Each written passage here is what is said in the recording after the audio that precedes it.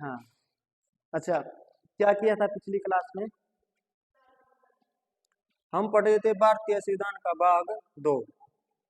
भारतीय संविधान का भाग 2 पढ़ा, किसके बारे में बताता है? नागरिकता के बारे में। हमने उसके बारे में जाना था, नागरिकता है क्या, कहाँ से हमने ये ली, किस प्रकार की नागरिकता है, उसके आर्टिकल क्या है, 5 से जो 11 आर्टिकल दिए गए हैं, एक एक आर्टिकल के बारे में हमने जाना था। ठीक है, तो संसद को कितने अधिकार है, किस आधार पर वो क्या देती है, नागरिकता देती है? कितने आधार हैं? 5 आधार है। जैसे जन्म, वंश, क्षेत्र को मिलाने पर, पंजीकरण द्वारा और देशीयकरण के द्वारा। और छीनने के भी अधिकार किसको है? संसद को है। कौन कौन से? स्वेच्छा से, समाप्ति के द्वारा और वंचित करके। तो सरकार क्या कर सकती है? आपकी नागरिकता को छीना भी जा सकता है। यानी कि नागरिकता के बारे में हमने सब कुछ पढ़ लिया था। भाग 1 और भाग 2 हमने कंप्लीट कर लिया। आज जो हम आगे करेंगे भाग 3। भाग 3 भारतीय संविधान का भाग 3 किसके बारे में है? ये फंडामेंटल राइट्स, मौलिक अधिकार। मौलिक अधिकार आर्टिकल कहां से कहां तक है? 12 से 35।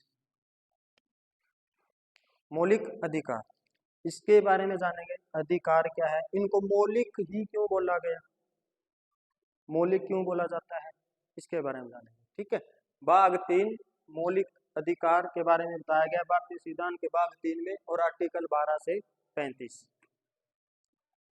तो सबसे पहले तो ये पता होना चाहिए अधिकार ही क्या है, क्या होते हैं अधिकार। अगर मैं आपसे पूछूं तो आपके नजरिए में क्या है अधिकार? अधिकार क्यों जरूरी है? जरूरी है, जरूरी है, क्यों जरूरी है? वो विकास, यानी कि व्यक्ति को अपना विकास करने के लिए कुछ ना कुछ क्या चाहिए है? राइट्स चाहिए है।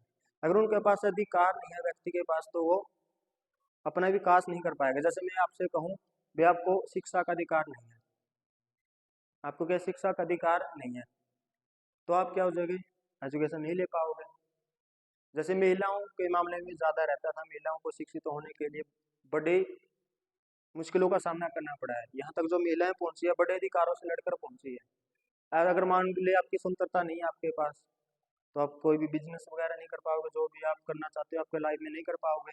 तो अधिकार, अगर मैं सिंपल सी बात कहूँ तो अधिकार वो है जो एक व्यक्ति अपनाकर अपने सर्वांगीण विकास के लिए प्रयोग कर सकता है, वो अधिकार है। आपने देखा हो, फिर अधिकार भी कई प्रकार के होते हैं।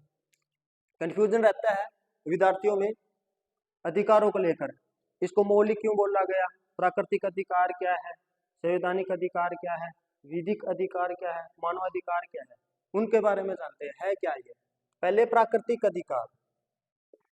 प्राकृतिक अधिकार ये क्या होते हैं?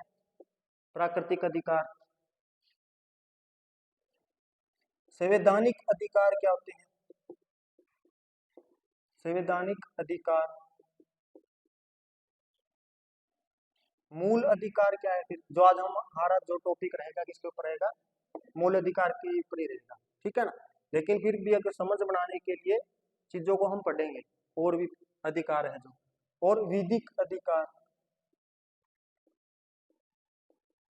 विधिक अधिकार, और एक है मानवाधिकार। इसके बारे में जाने, तो आपने इनके बारे में सुना होगा। कई बार क्या मानते हैं, संवैधानिक अधिकार और मूल अधिकारी को एक ही मान लेते हैं, लेकिन इसमें क्या है, थोड़ा डिफरेंस है। क्या है डिफरेंस, उसके बारे में जानेंगे। सबसे पहले कौन सा अधिकार? प्राकृतिक। ये क्या है? प्राकृतिक अधिकार किसे बोलोगे आप? जो जन्म से ही हमको मिल जाए, यानी कि जो जन्म से प्राप्त होता है, जन्म से प्राप्त हो, वो कौन सा अधिकार है? प्राकृतिक अधिकार। इसके बारे में सबसे पहला जॉन लॉक। जॉन लॉक को हम वेस्टर्न थिंकर जब भी यूनिट है उसमें पढ़ेंगे। पॉलिटिकल साइंस का ये बेनिफिट है भी, आप एक चीज को कई बार पढ़ लेते हो, रिपीट बहुत है चीजें, इसलिए आप रट्टा मत लगाओ, क्या करो, आप चीजों को समझो। तो प्राकृतिक अधिकारों के बारे में सबसे पहले बताया था जॉन लॉक ने। जॉन लॉक ने बताया, जैसे 3 प्रकार के अधिकार बताए थे। संपत्ति का अधिकार, संपत्ति का अधिकार, जीने का अधिकार, जीने का अधिकार और स्वतंत्रता का अधिकार यानी कि फ्रीडम का, आजादी का अधिकार। ये किसने बताए थे? जॉन लॉक ने इसके बारे में बताया था। अब ये क्या बन गए हैं? प्राकृतिक अधिकार ही क्या बन गए हैं? मूल अधिकार। जब अमेरिका ने पहली बार क्या कर दिया, प्राकृतिक अधिकारों को अपने संविधान में लिख दिया, वो क्या बना दिए गए? मूल अधिकार। समझ गए आप? यानी कि जॉन लॉक कह रहा है ये बातें। अच्छा, एक बात ये भी है, जैसे बाल गंगाधर तिलक कहता था, स्वराज्य हमारा जन्म सिद्ध अधिकार है, हम इसे लेकर रहेंगे, कहता था। अच्छा, रूसो ने एक बात कही, मनुष्य स्वतंत्र तो पैदा होता है लेकिन उसके सामने जब वो समाज में वो बहुत सारी जंजीरों से जकड़ा रहता है। यानी कि पैदा तो स्वतंत्र हुआ है, यानी कि स्वतंत्रता का अधिकार लेके हुआ है, लेकिन समाज में जितने भी धर्म है, जाति है, बंधन, वो उसके ऊपर लग जाते हैं और उसका जो व्यवहार है वो क्या जाता है? बदल जाता है। यानी कि प्राकृतिक अधिकार क्या हो गए? जो जन्म से ही आपको मिलते हैं। उसके बाद है संवैधानिक अधिकार। संवैधानिक अधिकार क्या होगा? जिनका संविधान में क्या है? वर्णन है। सिंपल से तो यही है। अब जब हम उनको एक भाग में लिख देते हैं, लिपिबद्ध कर देते हैं, वो तो क्या बन जाते हैं? मूल अधिकार। जैसे आपको मूल अधिकार पढ़ने तो आपको कहाँ मिलेंगे? वो भाग 3 में 12 से 35। संवैधानिक अधिकार आपको भाग 3 से बाहर भी मिल जाएंगे। तो वो कौन से हो गए? संवैधानिक अधिकार। यानी कि मूल अधिकारों के लिए क्या है? एक भाग है, निश्चित किया गया है, आर्टिकल लिखे हुए हैं। हमारे संविधान तो बहुत बड़ा है। संविधान में जो मूल अधिकारों के बाहर अधिकारों की बात करते हैं वो कौन से कहलाते हैं? संवैधानिक अधिकार। कर दो गए, समझ गए ये चीजें? एक बार इसको छोड़ते हैं, इसको करते हैं विधिक अधिकार। विधिक अधिकार क्या है? अच्छा, दोनों एक ही अलग अलग है? अलग अलग मैंने लिखी, अलग अलग है तो अलग है। ये कैसे है? मूल अधिकारों के लिए क्या होना चाहिए? जो राज्य के विरुद्ध दिए जाते हैं। हम इन दोनों को इकट्ठा करेंगे, इसके बारे में ज्यादा समझेंगे। या क्या समझ में? प्राकृतिक अधिकार क्या है और संवैधानिक अधिकार क्या है?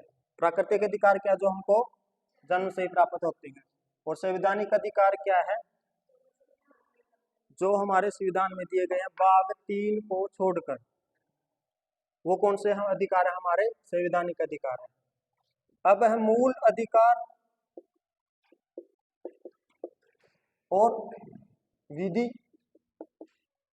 अधिकार या कानूनी अधिकार। जैसे बेंथम ने कहा था, बेंथम ने क्या कहा था? जो अधिकार मिलते हैं वो कानून के तहत ही मिल सकते हैं। लोक की उसने क्या की थी? आलोचना कर दी थी। लोक की क्या कर दी थी? आलोचना। आलोचना की तो जन्म से अधिकार नहीं मिले हमको, कहां से मिले हैं? एक राज्य ने दिए हैं, क्या बना के? विधि बना के। वो कौन से अधिकार है? विधिक अधिकार है। जो मूल अधिकार है कौन देते हैं इनको? राज्य के विरुद्ध ये दिए जाते हैं, राज्य के विरुद्ध। कहाँ रह गए थे आप? बैठ जाओ, आराम से बैठ जाओ, कोई नहीं, बैठ जाओ।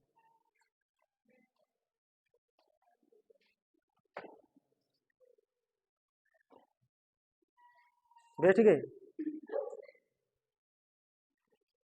मूल अधिकार क्या पढ़ रहे हैं हम? मूल अधिकार के बारे में आज हम पढ़ेंगे। यानी कि भाग 3 में जो दिए गए मूल अधिकार 12 से 35, वो क्या कहते हैं?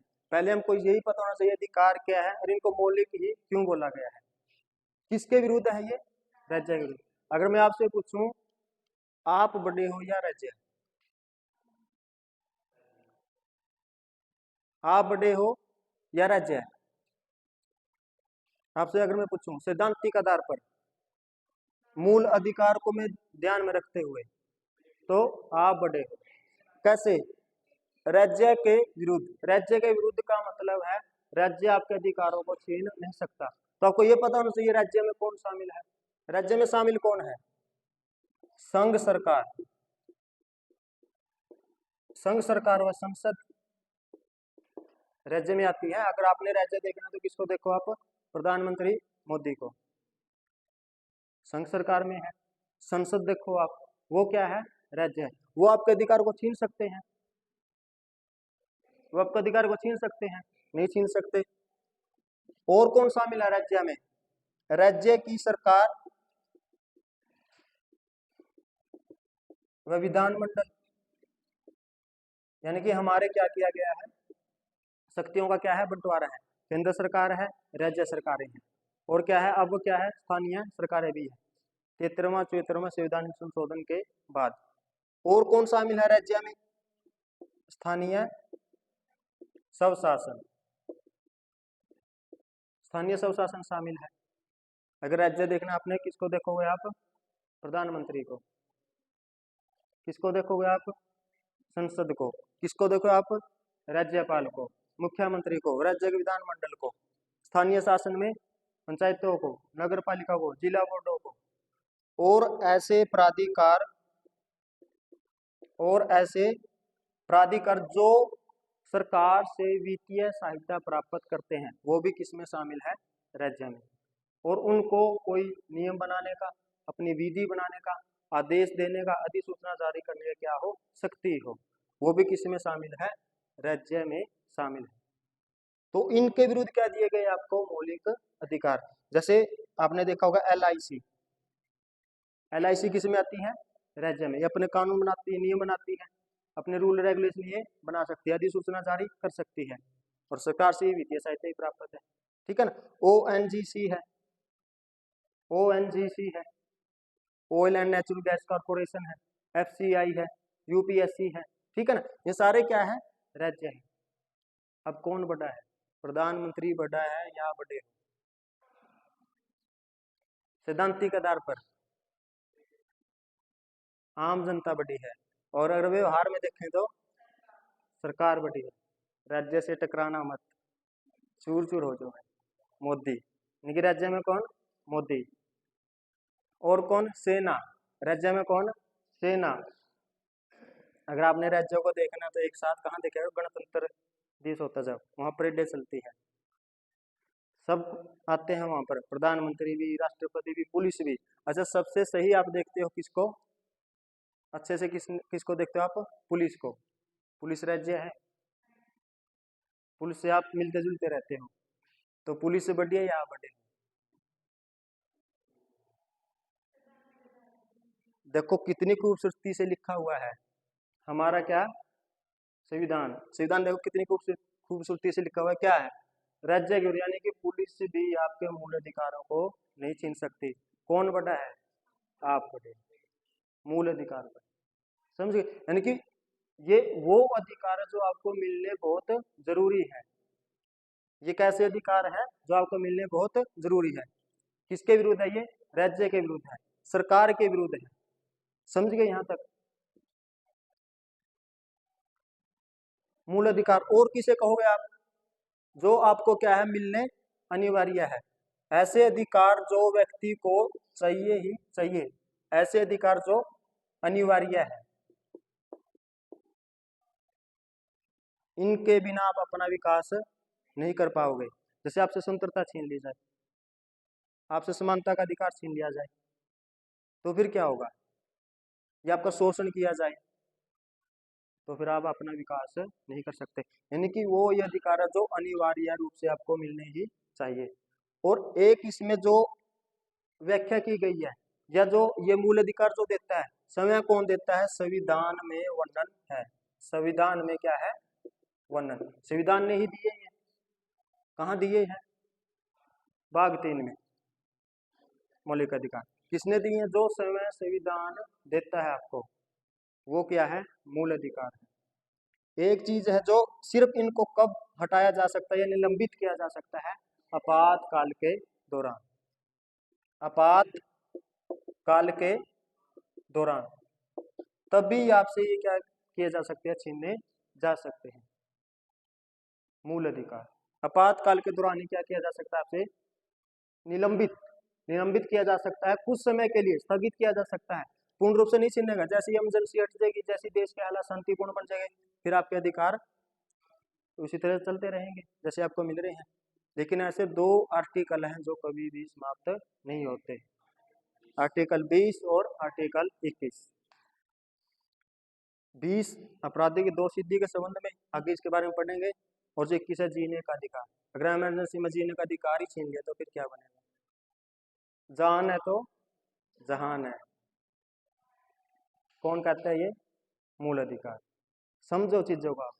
मूल अधिकार इसलिए ये जरूरी है ताकि व्यक्ति का क्या जा सके, विकास किया जा सके, और ये होने जरूरी है। इनको बदला बदला कैसे जा सकता है? जैसे बदला का मतलब, पहले कितने अधिकार थे हमको जब संविधान बना? 7। अब कितने रह गए हैं? 6। संपत्ति का जो अधिकार था मूल अधिकार से हटाकर क्या बना दिया? कानूनी अधिकार, यानी कि विधिक अधिकार वो बना दिया। वो छीनने कैसे जा सकता है? सिर्फ और सिर्फ किससे? संशोधन द्वारा। साधारण विधि से आप मूल अधिकारों को छीन नहीं सकते, यानी कि साधारण विधि बनाकर संसद मूल अधिकारों को छीन नहीं सकती है। जैसे आपने पढ़ा होगा, राज्य के नाम में परिवर्तन करना है या किसी राज्य का गठन करना है, तो कैसे कर सकती है संसद? साधारण बहुमत से, यानी कि उसके लिए संविधान में संशोधन करने की जरूरत नहीं है। अगर आपने क्या करना है, मूल अधिकारों को बदलना है, कम या ज्यादा करना, तो क्या करना पड़ेगा? संशोधन करना पड़ेगा।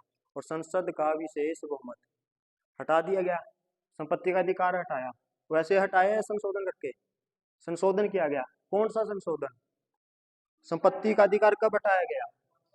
44वां संवैधानिक संशोधन 1978 के द्वारा। तो ये क्या है? मूल अधिकार।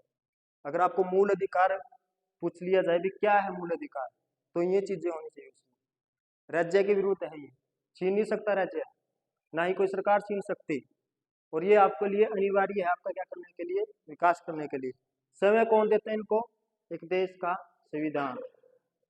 आपातकाल के दौरान ही इनको क्या किया जा सकता है? स्थगित। और इनको बदला कैसे जा सकता है? संशोधन के द्वारा। विधिक अधिकार क्या है? विधिक अधिकार क्या है?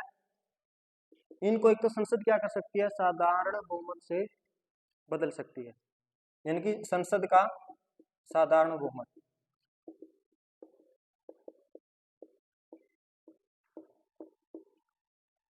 यहां पर क्या था? संशोधन। संसद क्या कर सकती है? साधारण बहुमत के द्वारा इनको बदल दिया जा सकता है। कोई भी विधिक अधिकार है, कोई भी चीज चेंज करनी है, जैसे ये है आर्टिकल 325 है, या आर्टिकल 301 है जो संपत्ति को हटाकर क्या बना दिया था?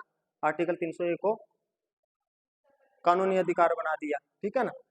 और एक इसमें क्या है, जो मूल अधिकार है ये कैसे हैं? न्याय योग्य है।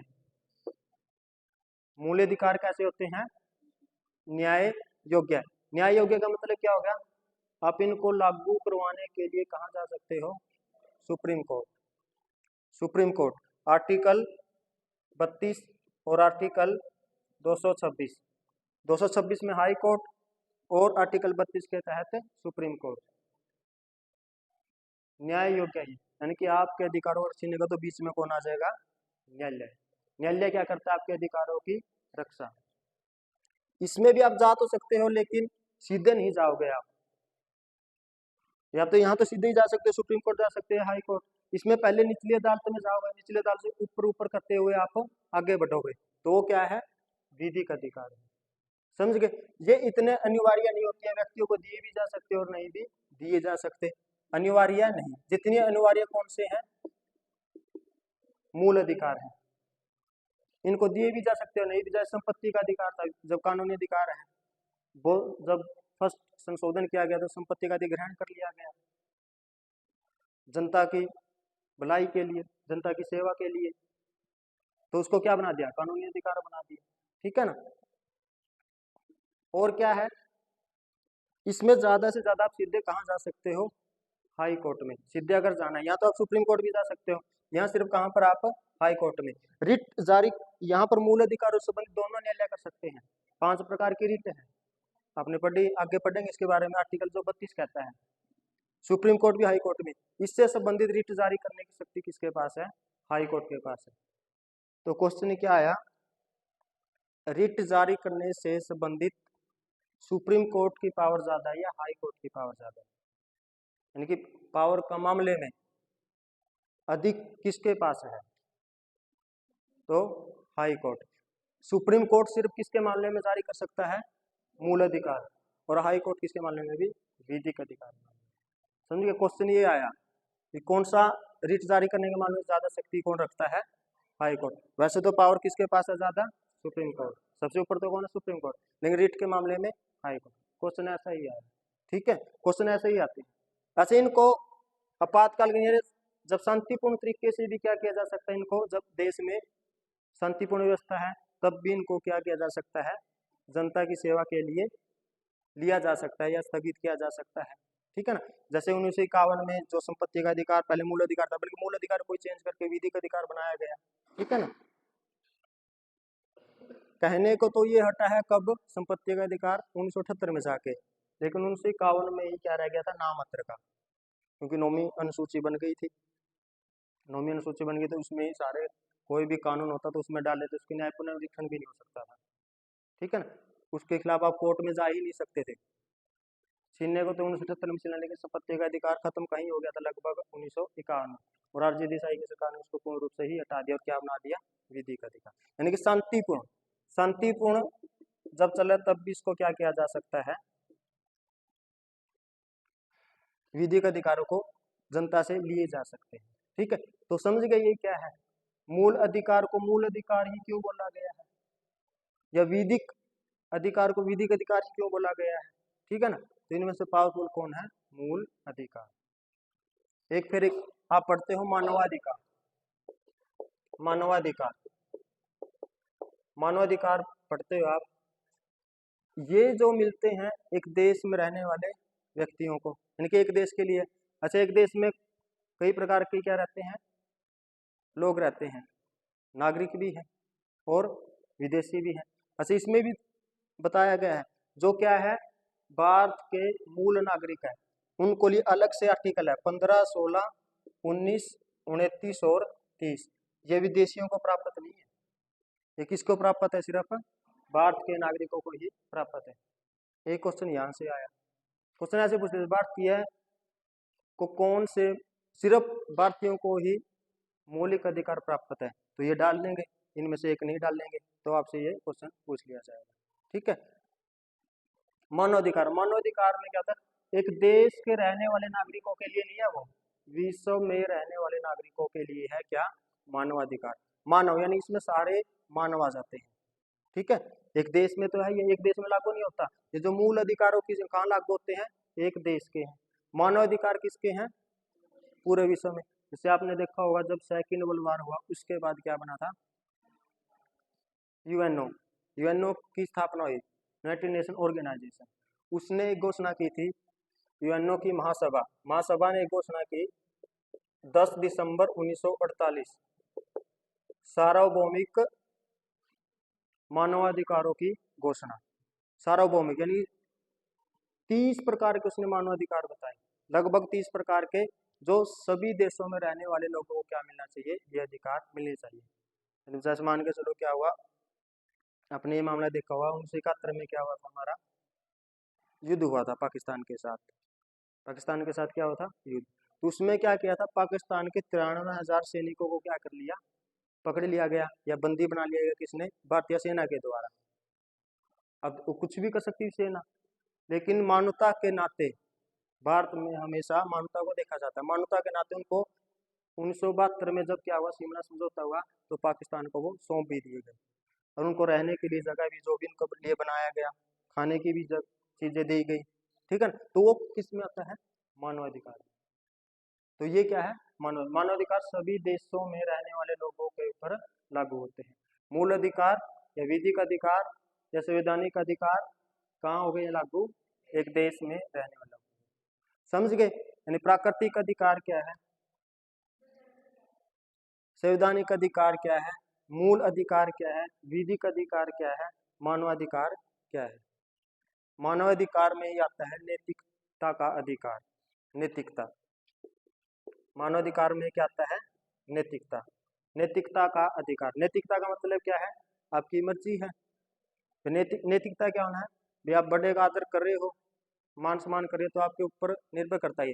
ये नहीं है भी आपको, अगर आप किसी ने के आप आ रहे थे और नमस्ते नहीं किया आपने, किसी के नमस्कार नहीं की, भाई ये नहीं भी उसको लागू करवाने के लिए ना, भी ये तो मेरे नमस्ते नहीं करता, मैं कोर्ट में जा रहा हूँ, ये तो मेरे नमस्ते नहीं कर रहा, मैं तो कोर्ट में जा रहा हूँ, इसको जबरदस्ती से लागू करवा रहे हम, ऐसा नहीं है। मानवाधिकार में भी कोई संस्था तो बना दिया यूएनओ, मानवाधिकार आयोग भी बन गया है, लेकिन फिर भी ये किसके ऊपर निर्भर है, नैतिकता ऊपर। भैया भारत ने जो 93,000 सैनिक पकड़े थे, उनके साथ कैसे व्यवहार कर सकता था। आपने देखो कई बार पाकिस्तान से वीडियो आती है, ये किसी को पकड़ लेते हैं भारतीय सेना को, तो कभी क्या करते हैं, वीडियो बनाते हैं, कभी कान काट देंगे ऐसे चाकू लेकर, कभी कान काट देंगे, कभी ऐसे गला काट देते हैं, तो वो मानवता नहीं है। मानवता होने के नाते क्या है, मानवाधिकार, ठीक है ना। तो किसकी घोषणा की गई, 10 दिसंबर 1948 सार्वभौमिक मानवाधिकारों की महासभा ने। क्वेश्चन यही आया, सार्वभौमिक जो मानवाधिकार की घोषणा है वो कब की गई, 10 दिसंबर 1948। तो आगे पढ़ते हैं हम, यहाँ तक समझ गए, आगे करते हैं जो मूल अधिकारों का वर्तमान समय में इसका विकास कैसे हुआ। यानी कि जो मूल अधिकार आप देखते हो, आपको ये मिली है, जो स्वतंत्रता मिली है, समानता मिली है, जितनी भी ये मिली है आपको, उनका विकास कैसे हुआ। हम एक बार देखते हैं पूरे विश्व के ध्यान में रखते हुए कहां से शुरुआत हुई, फिर हम देखेंगे भारत में इसका विकास कैसे हुआ, ठीक है। तो इसका विकास, जो अधिकारों का विकास हुआ, आपने एक चीज सुनी होगी, यूके में, यूके में एक आया था मेगना कार्टा, 15 जून 1215 को मेगना कार्टा।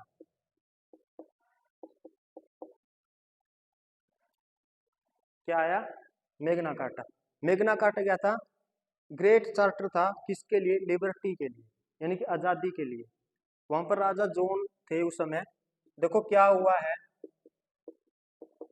ये बात मैंने पहले भी बताई है, जो इंग्लैंड के संविधान का निर्माण नहीं हुआ है, यानी कि एक निश्चित समय में उसका निर्माण नहीं किया गया है, बल्कि उसका क्या हुआ, धीरे धीरे विकास हुआ है।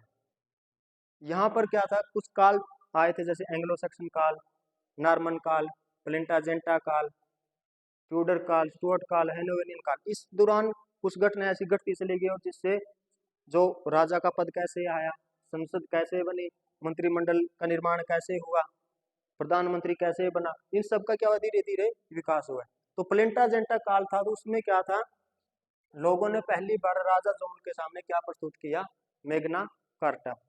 इसमें लिखी हुई थी लिबर्टी, लिबर्टी यानी कुछ आजादी हमको दी जाए, यानी कि राजा जॉन से क्या मांग कर दी, वहां की रहने वाली जनता ने भी हमको क्या दी जाए, कुछ आजादी दी जाए, स्वतंत्रता दी जाए। तो यहाँ से शुरुआत हुई। फिर इसी में आ गई, यूके में आपने देखा होगा क्रांति होती है 1688 की। इससे पहले जो राजा थे लगभग निरकुश थे, निरकुश समझ गए, यानी कि जो अपनी चला रहे थे, निरकुश राजा थे। तो लेकिन एक क्रांति करते जेम्स द्वितीय, इस समय क्रांति के दौरान कौन था, जेम्स द्वितीय, जेम्स द्वितीय राजा होता था। तो इसके खिलाफ जनता ने विरोध कर दिया, और ये क्या गया, इंग्लैंड से भागकर कहाँ चला गया, फ्रांस में ये चला गया। फ्रांस में जैसे ही ये चला गया, तो इसकी बेटी और इसके दामाद को क्या बना दिया गया, इंग्लैंड के महाराजा महारानी, यानी कि मेरी और विलियम को क्या बना दिया, वहां के राजा बना दिया गया।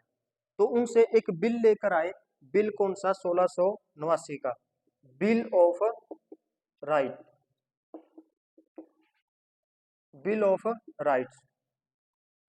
तो यहाँ से अगर हम देखें औपचारिक तरीके से, कब शुरुआत आई, 1689 में, बिल ऑफ राइट्स, यानी कि राइट्स आ गए। राइट्स के आगे राजा की पावर को क्या कर दिया गया, कम कर दिया गया, और जो संसद की पावर थी, जो आम जनता की पावर थी, उनको क्या कर दिया गया, बढ़ा दिया गया। तो यहाँ कहाँ से शुरुआत हुई, यूके से। 1215 में क्या है, मैग्ना कार्टा। इसके लिए क्या मांगा गया, लिबर्टी, कुछ राजा जॉन से। प्लेंटाजेंटा काल ये चल रहा था। फिर आगे कौन सी क्रांति हुई, 1688। इसके बाद कौन सा आया, 1689 का बिल ऑफ राइट्स। इसमें किसकी बात कही गई, राइट्स की, अधिकारों की बात कही गई। फिर उसके बाद आपने देखा होगा फ्रांस में क्रांति हुई। कब हुई, फ्रांसीसी क्रांति 1789। इसमें नारा था, क्या नारा था, फ्रांसीसी क्रांति का नारा क्या था? स्वतंत्रता, समानता और बंधुत्व। यानी कि जो ये अधिकार बढ़े, आप देख रहे हो समानता का अधिकार है, स्वतंत्रता का अधिकार है, जो यहाँ से विकास हो, भाईचारा मिलकर रहे, बंधुता यानी कि मिलजुल कर रहे। तो फ्रांसीसी क्रांति ने क्या किया? स्वतंत्रता, समानता और बंधुत्व को क्या किया? आगे बढ़ाया। इन अधिकारों का यहाँ क्या हुआ? विकास हुआ। Declaration of rights of man 1789 में फ्रांस में आया है, ठीक है। और पहली बार हमने लिखित में ये देखा यूएसए के संविधान में 1791 में, जब उनका संविधान बना, 1787 में बन गया था, 1789 में लागू हुआ, 4 मार्च 1789 को क्या हो गया? लागू हो गया। तो पहले अमेरिकी नागरिकों को अधिकार लिखित में नहीं मिले हुए थे, यानी कि प्राकृतिक रूप से चल रहे थे। अब प्राकृतिक रूप से जो अधिकार चल रहे थे उनको क्या कर दिया गया? संविधान में लिख दिया गया। पहले जो 10 संशोधन किए गए उस किससे संबंधित थे? अमेरिका के नागरिकों को मौलिक अधिकार देने से संबंधित थे। यानी कि 1700 अधिकार में लिखित रूप में क्या आ गए? मौलिक अधिकार आ गए। और यहीं से हम कौन प्रभावित हो गए? हम यहीं से कौन प्रभावित हुए? भारतीय जो संविधान सभा वो प्रभावित हो गई। और उसने क्या कर दिया? जो प्रभाव पड़ा, पूछ लिया जाए, जो भारत के मौलिक अधिकार है वो कहां से लिए गए हैं? अमेरिका के संविधान से प्रभावित होकर। समझ गए? ठीक है ना। यूएसए में फिर एक रूसी क्रांति हुई 1917 में। यहाँ पर जो अधिकारों को बढ़ावा मिला, सामाजिक व आर्थिक अधिकारों को, सामाजिक व आर्थिक अधिकारों को क्या मिला? बढ़ावा मिला। यानी समाज में जो भेदभाव हो रहा है उसको कम किया जा सके, आर्थिक आधार पर जो भेदभाव होता है उसको कम किया जा सके। अपने देखो कार्ल मार्क्स के आधार पर जो सामाजिक व आर्थिक अधिकार को कहाँ बढ़ावा मिला? 1917 में, ठीक है ना। जैसे कार्ल मार्क्स कहता था राजनीतिक अधिकार रहने दो आप, सामाजिक अधिकार रहने दो आप क्या दे दो? आर्थिक समानता। ये जो भेदभाव है समाज में वो क्या हो जाएगा? सारा अपने आप खत्म हो जाएगा। ये जो कहते हैं भी एक देश में धर्म होते हैं, जाति होती है, कुछ नहीं होता। समाज में क्या होते हैं? 2 वर्ग होते हैं, एक अमीर और एक गरीब। अगर इनको ही क्या कर दिया जाए? खत्म कर दिया जाए, तो जो समाज में भेदभाव होता है वो क्या हो जाएगा? अपने आप ही खत्म हो जाएगा, ठीक है। तो यानी कि 1917 में क्या किया गया? किसको बढ़ावा मिला? सामाजिक व आर्थिक अधिकारों को बढ़ावा मिला, ठीक है। तो ये क्या था? अधिकारों का विकास। नेक विषय के अगर परिदृश्य में देखें तो हम अधिकारों का विकास कैसे हुआ है? कहाँ से? यूके से हुआ, ठीक है ना। फ्रांस में सहयोग मिला। कोई भी चीज है देखो धीरे धीरे बढ़ती है, एकदम से चीज नहीं आती है, उसका विकास क्या होता है? धीरे धीरे। इसी प्रकार से अधिकारों का विकास हुआ, ठीक है ना। जैसे पहले आपको इतने अधिकार नहीं थे, पहले अगर राजा का कोई शासन होता था तो वहां पर इतने अधिकार नहीं थे, वहां किसकी चल रही थी? राजा की चल रही थी। जैसे जैसे जनता जागरूकता होती चली गई, शिक्षा का विकास होता चला गया, औद्योगिक क्रांतियां आई, उदारवाद आया, वैसे वैसे क्या होते चले गए? अधिकारों भी बढ़ गए हैं। अच्छा, अधिकार पहले, अब तो क्या है, पशुओं के लिए भी अधिकार है, आप जबरदस्ती उनसे काम नहीं करवा सकते पशुओं के लिए, ठीक है ना। तो जैसे क्या हो गया, अभी आपने कभी यहाँ गए हो आप, क्या कहते हैं, वैष्णो देवी। वैष्णो देवी जब भी जाओगे तो उसकी जो चढ़ाई है बहुत ज्यादा है, तो उसके लिए क्या प्रयोग किए जाते हैं? ये कच्छर वगैरह या घोड़े प्रयोग किए जाते हैं। ये नहीं भी अगर वो बीमार है फिर भी आप करोगे, इसके लिए भी क्या है? अधिकार दे देगा भी, ताकि पशुओं का जीवन भी स्वस्थ रहे, सही रहे। इंसानों को तो मिलते हैं, वही कारण धीरे धीरे क्या हो रहा है? चीजों का विकास हो रहा है। अच्छा, इसको भी है, पर्यावरणीय अधिकार आ गए हैं, पर्यावरण को आप नुकसान नहीं पहुंचा सकते हो, ठीक है ना, पेड़ पौधे नहीं काट सकते हो, ऐसे अधिकार हैं। तो कोई भी चीज धीरे धीरे क्या हुआ? इसका विकास हुआ। तो कहाँ से शुरुआत हुई? यूके से, 1215 से, जब कौन सा? Magna carta. अच्छा, भारतीय संविधान में जो मौलिक अधिकार दिए गए उनको क्या बोला जाता है? Magna carta. मैग्ना कार्टा ही बोलते हैं। ये है फैक्ट। फैक्ट तो देखो आप पढ़ लोगे। फैक्ट क्या है? मौलिक अधिकार कहाँ दिए गए? भाग 3 में। आर्टिकल क्या? 12 से 35। कहाँ से लिए हैं? अमेरिका से, ठीक है ना। तो ये तो अब वैसे ही पढ़ लो। काम क्या है? समझने का, मूल अधिकार है क्या, कैसे कैसे इनका विकास हुआ, कैसे ये वर्तमान समय में आए, ठीक है, और क्वेश्चन यहाँ से कम ही आएंगे। ये अब ये नहीं है भी क्वेश्चन आ जाएगा किस भाग में मौलिक अधिकार दिए गए हैं, या छोटे जो पेपर होते हैं उनमें तो आ भी जाए, क्या पता है एससी वगैरह में। नेटका में थोड़ा क्या करते हैं, अब कॉन्सेप्ट के आधार पर क्या करने लगे हैं, पूछने लगे हैं। जैसे मौलिक अधिकार के बारे में, मौलिक अधिकारों की विशेषताएं बताओ, तो ये क्वेश्चन आ सकता है। ठीक है, तो भारत में कैसे इसका विकास हुआ, भारत में मौलिक अधिकार कैसे आए वर्तमान स्वरूप तक। 1895 की बात है जब बाल गंगाधर तिलक ने स्वराज बिल लेकर आए थे। बाल गंगाधर तिलक क्या लेकर आए थे, एक स्वराज बिल लेकर आए थे। उसमें कहा था भी भारतीयों को ही क्या दिया जाना चाहिए, संविधान निर्माण करने का अधिकार मिलना चाहिए। और उसमें ही पहली बार बात कही गई थी बोलने की आजादी हो और समानता का क्या हो, अधिकार हो। यानी कि यहाँ से शुरुआत हुई। फिर आगे 1928 में नेहरू रिपोर्ट आई। 1928 में नेहरू रिपोर्ट आई। नेहरू रिपोर्ट में क्या बोला गया, उसमें भी मूल अधिकारों के बारे में बताया गया। यानी कि एक विद्वान हुए अमेरिकी इतिहासकार है Granville Austin. Granville Austin, Granville Austin, इसने तो कहा जो ये नेहरू रिपोर्ट दी गई है 1928 में, जो नेहरू रिपोर्ट आई है, वो क्या है, मूल अधिकारों का अग्रदूत है। अग्रदूत यानी कि भारत को जो मूल अधिकार मिले यहीं से मिले हैं। इसने बुक लिखी the Indian constitution cornerstone of a nation, important book है the Indian constitution cornerstone of a nation. एक बुक लिखी इसने working a democratic constitution, the Indian experience. मिल जाएंगे आपको, जब भी नोट्स देंगे उस बुक में दे देंगे आपको, ठीक है ना। यानी कि क्या बताया ग्रेनविल ऑस्टिन ने, जो नेहरू रिपोर्ट आई कब आई, 1928 में। तो उसमें क्या क्या जो मौलिक अधिकार दिए गए थे उसमें क्या था, अग्रदूत बताया गया। फिर औपचारिक तरीके से 1931 में क्या हुआ, कांग्रेस का अधिवेशन हुआ कराची में। देखो आपको पता है 1885 में क्या बन गई थी, कांग्रेस बन गई थी। हर साल क्या कर रही थी वो, अधिवेशन करती थी, और उन अधिवेशनों के माध्यम से क्या करती थी, अपने बातें रखती थी कहाँ पर, ब्रिटिश सरकार के सामने। तो इसमें क्या हुआ, 1931 में अधिवेशन हुआ कहाँ, कराची में। सरदार वल्लभ भाई पटेल इसके क्या बन गए, अध्यक्ष।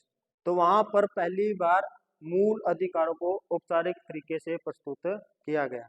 यानी कि भारतीयों ने मांग रखी भी हमको तो ये अधिकार मिलने चाहिए। ठीक है, फिर क्या हुआ, संविधान सभा आ गई 1946 में। कैबिनेट मिशन आया, कैबिनेट मिशन के तहत हमको क्या अधिकार मिल गया, भारत की जनता स्वयं क्या बना सकती है, अपना संविधान बना सकती है। तो जब हमारा संविधान बन रहा था तो मौलिक अधिकारों से संबंधित क्या बनाई गई, समिति बनाई गई। मौलिक अधिकारों से संबंधित समिति और अल्पसंख्यकों के अधिकारों से संबंधित समिति, उसके भी अध्यक्ष कौन रहे, सरदार वल्लभ भाई पटेल। यानी कि मूल अधिकारों के बारे में कौन कौन से मूल अधिकार रखने चाहिए, कौन से मूल अधिकार नहीं देने चाहिए, ये सारे इसके ऊपर क्या हुआ, डिस्कशन किया गया। और समिति के अध्यक्ष कौन थे, सरदार वल्लभ भाई पटेल। और उप समिति भी बनाई गई, तो समिति और उसकी सहायता के लिए उप समिति भी बनाई गई। उसके जो सभापति थे वो थे J.V. कृपलानी, जीवट राम भगवान दास कृपलानी, जो स्वतंत्रता सेनानी थे। बाद में ये जब आजाद हो गया तो भारतीय कांग्रेस के अध्यक्ष भी रहे। ठीक है, तो कैसे कैसे इनका विकास हुआ, तो इतनी सब चीजें होगी तो भारत को कितने अधिकार मिले, 26 जनवरी 1950 को जब हमारा संविधान क्या हो गया, लागू हो गया। तो भारतीयों को कितने मौलिक अधिकार दिए गए, 7 मूल अधिकार क्या हो गए, दिए गए। यानी कि ये क्या है, भारत में अधिकारों का विकास कैसे हुआ, कहां से, 1895 में बाल गंगाधर तिलक ने जो कौन सा बिल पेश किया था, स्वराज बिल। उसके बाद नेहरू रिपोर्ट में दिखते हैं अधिकार। तो ग्रेनविल ऑस्टिन उसके बारे में क्या कहा, अग्रदूत है ये, यहीं से मौलिक अधिकारों क्या हुई है, शुरुआत हुई है। 1931 में कराची के अधिवेशन में औपचारिक तरीके से क्या किया गया, मूल अधिकारों को प्रस्तुत किया गया। और फिर जब संविधान बन रहा था तो संविधान सभा ने हमको कितने अधिकार दिए, 7 मूल अधिकार दिए गए। वो कौन कौन से थे, इसके बारे में हमने पढ़ना है। समझ गए यहाँ तक। पहला कौन सा अधिकार है, समानता का अधिकार, समानता का अधिकार, आर्टिकल 14 से 18। उसके बाद कौन सा है? स्वतंत्रता का अधिकार,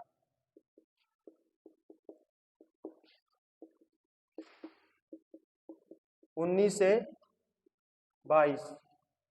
कभी मिलान करना आ जाए तो आ जाए, नहीं आएगा नहीं इसमें से कोई क्वेश्चन। और कई बार चांस लग जाए भी समानता का अधिकार कौन से आर्टिकल से कौन से आर्टिकल में है, स्वतंत्रता का अधिकार कौन से। अगर आपकी किस्मत अच्छी है तो आ जाएगा, नहीं ऐसे आप क्वेश्चन आते नहीं है, लेकिन पढ़ने हमको जरूरी है। ठीक है।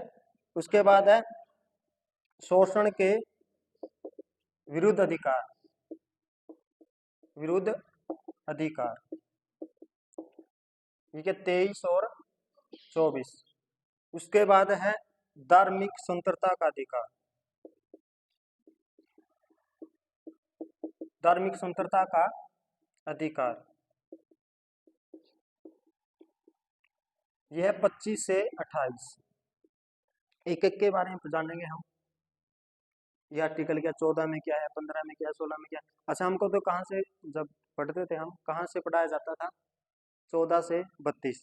जो मूल अधिकार हमारे क्या है? 14 से 32। एक्चुअल में दिए तो यहाँ ही गई है, लेकिन उसमें और भी क्या है? आर्टिकल है। 12 में क्या लिखा हुआ है, 13 में क्या है, ठीक है ना। तो इसके बारे में और कौन सा है? संस्कृति व शिक्षा का अधिकार,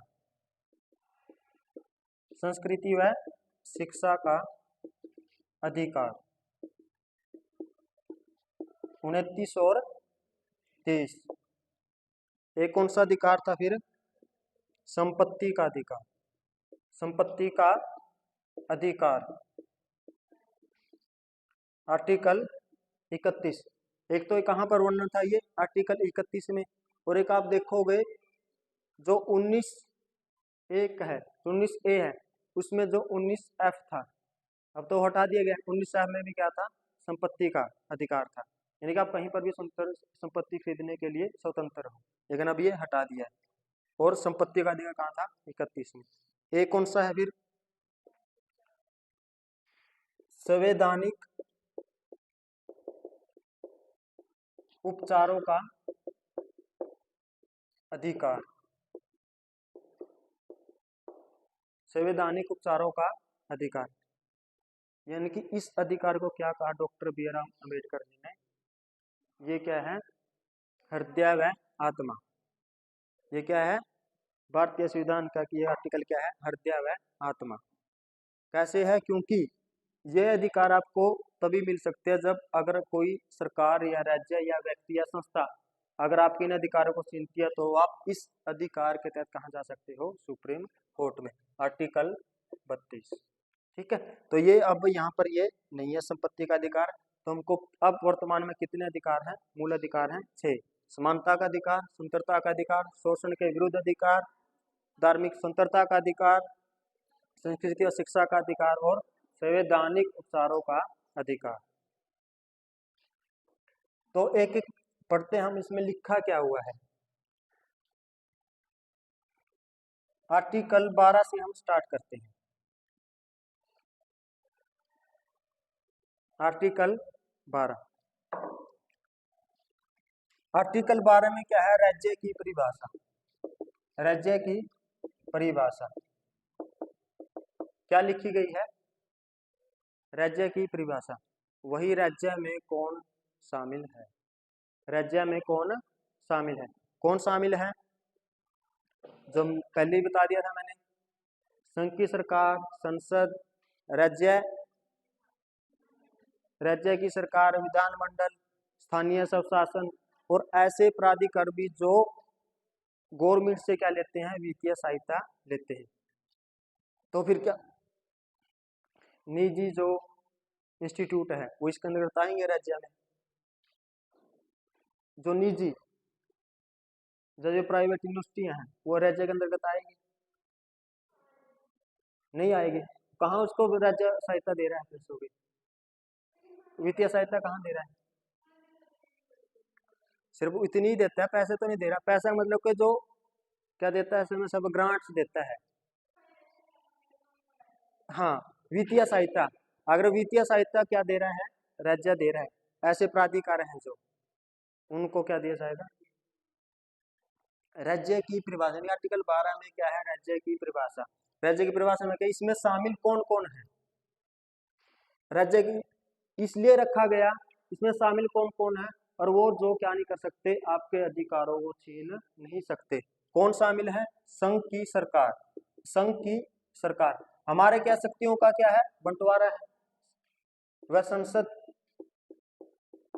संघ यानी केंद्र की सरकार। केंद्र की सरकार में कौन, राष्ट्रपति, प्राइम मिनिस्टर, मंत्रिमंडल, राज्यसभा, लोकसभा,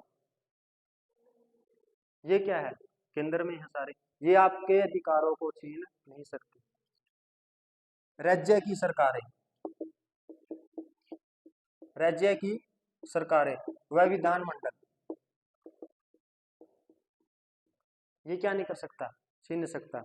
रटन लगाना, राज्य मतलब क्या है, इसमें इतनी बात लिखी हुई है, राज्य की परिभाषा, और फिर बताया गया है राज्य में क्या क्या शामिल है। स्थानीय स्वशासन, स्थानीय स्वशासन यानी कि जो पंचायतें आ गई हैं, नगर निगम आ गया है, जिला बोर्ड आ गया है, वो भी आपके अधिकारों को छीन नहीं सकता। ये भी किस में आते हैं, राज्य में।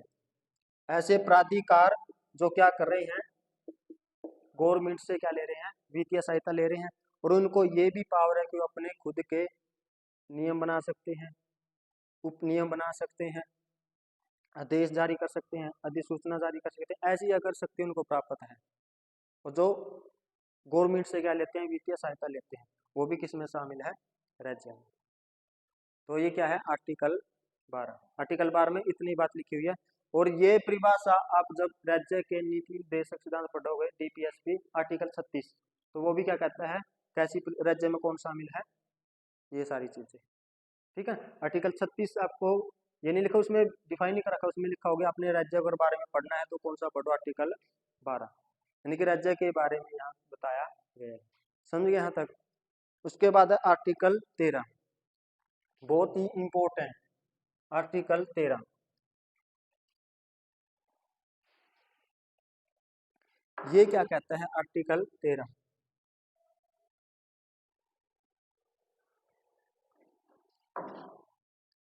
ऐसे विधि जो क्या करती है, मूल अधिकारों को असंगत ठहराती है या उनको क्या करती है, अल्पीकरण करती है, तो इन विधियों को क्या कर दिया जाएगा, शून्य कर दिया जाएगा। दोबारा सुनना, क्या है भी, कोई भी ऐसी विधि बन गई है या पहले भी थी जो मूल अधिकारों से असंगत है, असंगत है मतलब उसके साथ मेल नहीं खा रही है, कोई ऐसा कानून था जो आपकी स्वतंत्रता का क्या कर रहा है, हनन कर रहा है, या उसको कुछ मात्रा में छीन रहा है, तो वो क्या हो जाएगी, शून्य हो जाएगी, वैसी की ऐसी विधि, यानी कि मूल अधिकार क्या है, सर्वोच्च है। समझ गए। आर्टिकल 13 क्या है, जो ऐसी विधियां जो मूल अधिकारों से क्या है, असंगत है, जिनका अल्पीकरण करती है, तो क्या हो जाएगी, शून्य हो जाएगी। इसमें कई क्लोज दे रखी हैं, पहले 3 क्लोज थी, फिर जब ये मामला आया 1973 को, इसमें एक क्लोज हो गई, गोलकनाथ का मामला जब आया, तो इसमें आर्टिकल 13 4 और जोड़ दिया गया, ठीक है ना। तो एक एक करके पढ़ते हैं हम, है क्या, आर्टिकल 13 1, आर्टिकल 13 1 क्या कहता है, यह संविधान पूर्व विधियों के बारे में क्या करता है, बात करता है, संविधान पूर्व विधियां। अच्छा, आपने एक एक शब्द को क्या करना है, समझना है, यानी कि देखो क्या लिखा है, संविधान पूर्व, यानी कि संविधान बनने से पहले, संविधान कब बना, कब लागू हुआ, 26 जनवरी 1950 को क्या हो गया, लागू हो गया, बन गया कब, 26 नवंबर 1949 को। अब जब लागू हुआ तो उससे पहले भी क्या चल रही थी, विधियां थी, कोई ना कोई तो कानून था जिसके तहत क्या चल रहा था, देश का शासन चल रहा था। कौन सा कानून था वो, 1935 का बाल सरकार अधिनियम या बाल शासन अधिनियम, इसके तहत क्या चल रहा था, शासन चल रहा था। अब ऐसी विधियां थी जो हमने अब मूल अधिकार क्या कर लिया, संविधान में रख ली, लेकिन वो विधियां जो पहले वो क्या करी है, मूल अधिकारों को क्या कर रही है, हनन कर रही है, तो उन विधियों को क्या कर दिया जाएगा, शून्य कर दिया जाएगा। इसको हम बोलते हैं, एक सिद्धांत है, डॉक्ट्राइन ऑफ इक्लिप्स, असाधन आच्छादन का सिद्धांत या ग्रहण लग जाएगा, इसको ये बोलते हैं ग्रहण या आच्छादन, आच्छादन या ग्रहण का सिद्धांत।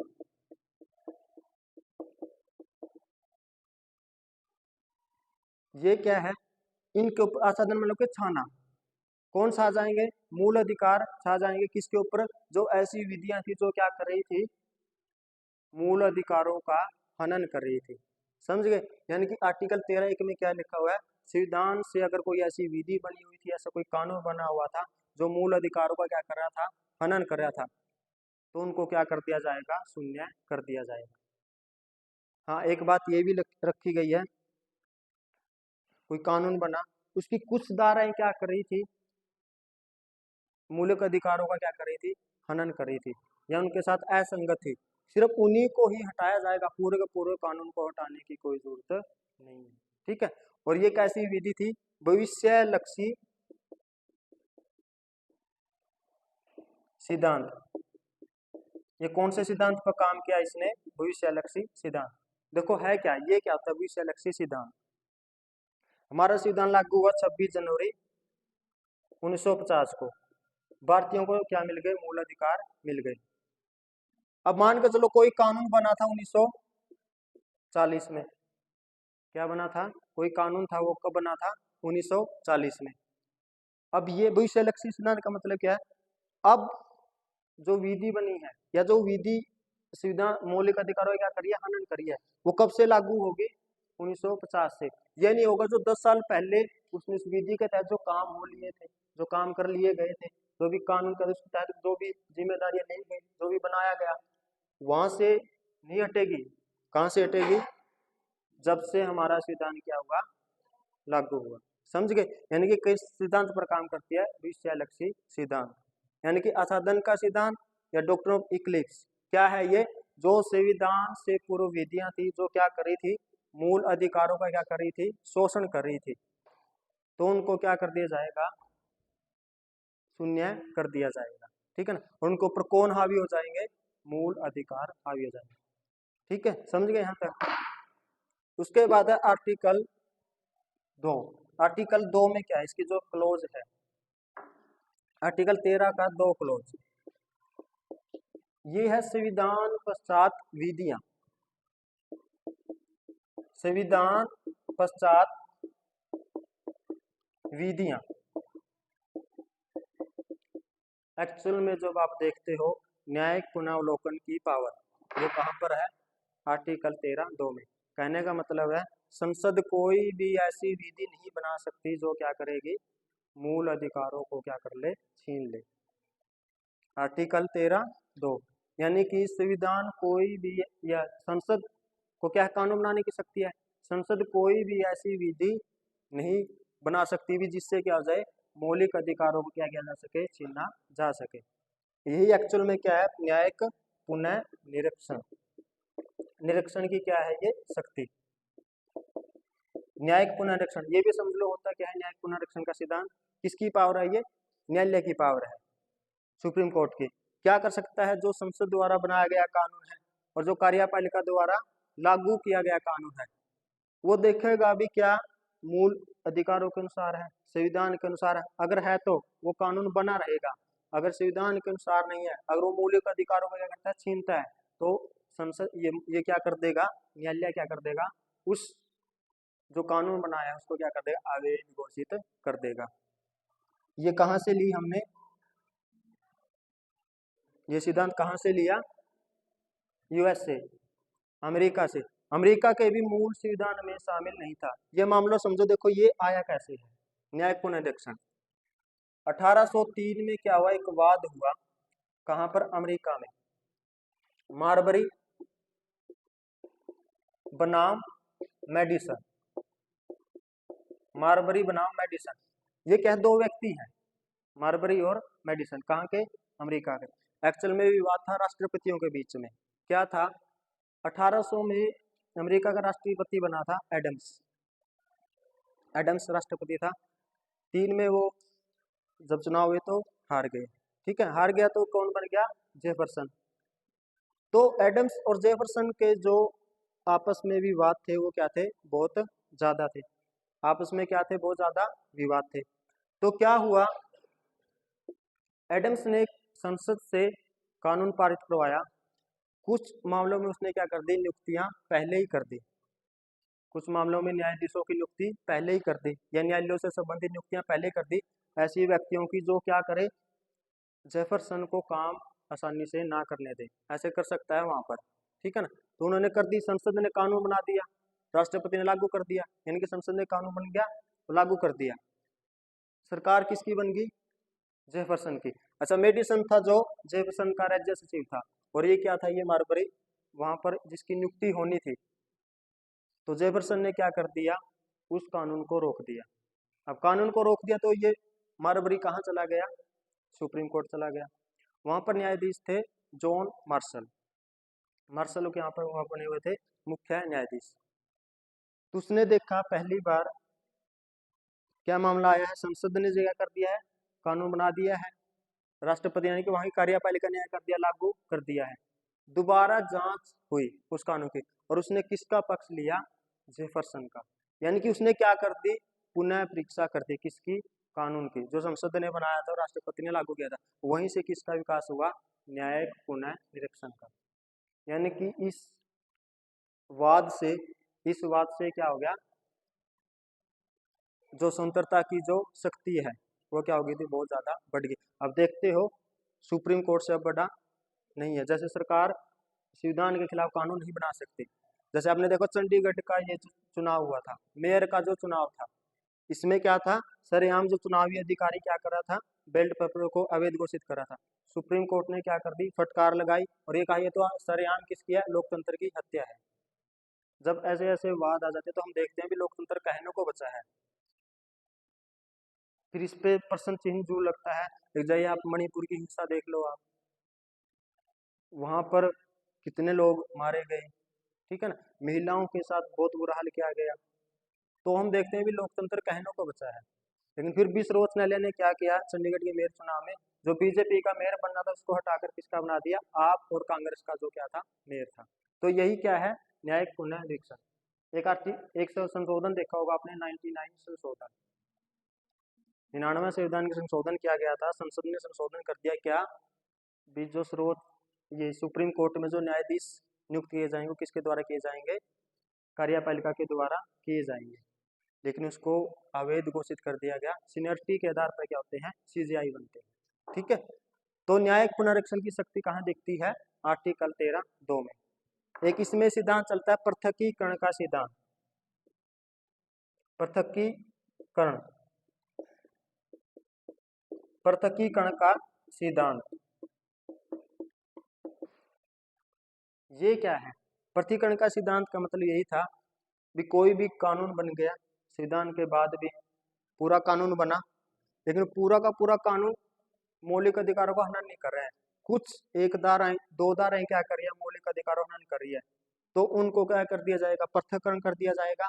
और जो हनन कर रही थी मौलिक अधिकारों को, उनको क्या कर दिया, हटा दिया जाएगा। और जो मौलिक अधिकारों का हनन कर दिया वो लागू रहेगा। यानी कि ये क्या है, पृथकीकरण का सिद्धांत, ठीक है। आर्टिकल 13(3) इसमें क्या है, समझ गया। आर्टिकल 13(2) में क्या है, आर्टिकल 13(2) में क्या है, संविधान के पश्चात संसद ऐसी विधियों का निर्माण नहीं कर सकता जो मौलिक अधिकारों क्या करती है, हनन करती है। यही एक्चुअल में कहा दिखता है हमको, न्यायिक पुनः निरीक्षण लिखा नहीं हुआ है, ये अप्रत्यक्ष रूप से दिखता है, जो न्यायालय की क्या है, पावर है। आर्टिकल 13(1) में क्या है, संविधान से पहले की विधियां अगर क्या करती है, मौलिक अधिकारों का हनन करती है, तो उनको भी क्या कर दिया जाएगा, शून्य कर दी जाएगी, ठीक है। उसके बाद है आर्टिकल 13(3) का ए पार्ट, आर्टिकल 13(3) का ए पार्ट। इसमें बताया गया है विधि के बारे में। विधि में शामिल कौन कौन है, विधि के बारे में, यानी कि विधि क्या होगी, क्या बताया गया है, विधि के बारे में। विधि के बारे में क्या है, इसमें शामिल है एक्ट शामिल है, यानी कि अधिनियम शामिल है, अध्यादेश शामिल है, नियम शामिल है, रेगुलेशन शामिल है, अधिसूचना शामिल है, या कोई भी रूढ़ी या प्रथा वो भी शामिल है, जो क्या है मूल अधिकारों से क्या है संबंधित है। लेकिन इसमें एक बात नहीं लिखी हुई, क्या इसमें जो संवैधानिक संशोधन है वो भी क्या एक विधि है। आगे जो मामला हम पढ़ेंगे, कल पढ़ेंगे, क्या मामला है, जितने भी ये मामले आए, शंकरी प्रसाद का मामला, बेला बनर्जी का मामला, गोलकनाथ का मामला, सज्जन सिंह का मामला, केशवानंद भारती मामला, ये किससे जुड़ा हुआ है आर्टिकल 13(3) से और आर्टिकल 368 किसके बारे में, विधि के बारे में। कौन सा था आर्टिकल 13(3)(a), कौन कौन सी इसमें विधियां शामिल है, बाकी करेंगे हम कल।